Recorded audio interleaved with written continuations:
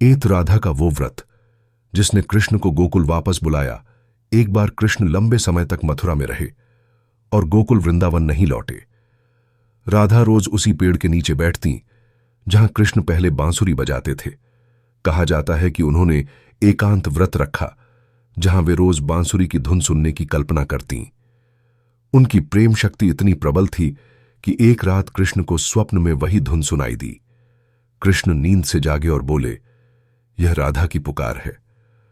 अगले ही दिन वे वृंदावन की ओर चल। जब कृष्ण ने एक दिन के लिए अपना नाम राधे रखा, एक बार गोपियां राधा से कहने लगीं, कृष्ण तुमसे प्यार तो करते हैं, पर उन्होंने कभी तुम्हारा नाम अपने नाम से आगे नहीं लगाया।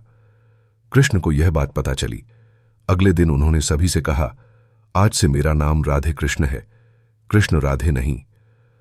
राधा मुस्कुराईं और बोलीं, प्रेम में आगे पीछे का कोई भेद नहीं। राधा का आंसू जिसने यमुना को नीला किया। एक मान्यता है कि राधा के एक आंसू ने यमुना के पानी को नीला कर दिया।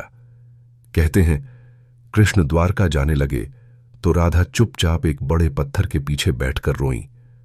उनका आंसू यमुना में गिरा और वहीं पानी गहरा नीला हो गया। कृष्ण ने बाद में कहा, यमुना का नीलापन राधा के प्रेम का रंग है।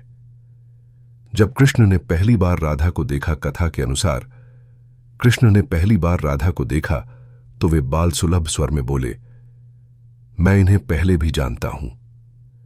नंद बाबा मुस्कुराए, पर यशोदा समझ नहीं पाई। कहा जाता है कि कृष्ण ने पिछले जन्म में तपस्या की थी और राधा उसी तपस्या का परम फल थी। वो आखिरी मुलाकात जहां शब्द नहीं बोले गए। भागवत कथाओं में यह प्रसंग कम बताया जाता है।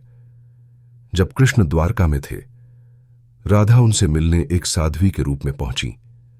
दोनों ने एक दूसरे को पहचाना, पर किसी ने कुछ नहीं कहा। बस आंखों में बात हुई। राधा ने प्रणाम किया, कृष्ण ने हाथ उठाकर आशीर्वाद दिया और समझा जाता है कि उसी दिन से राधा ने अपना शरीर भाव छोड़कर कृष्ण भाव में प्रवेश कर लिया।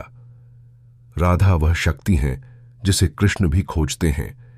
एक अनसुनी कथा है कि कृष्ण ने कभी नारद से कहा था, मेरे होने का कारण राधा है, राधा के बिना कृष्ण नहीं, इसलिए संसार में उनका नाम हमेशा साथ लिया जाता है। राधा कृष्ण।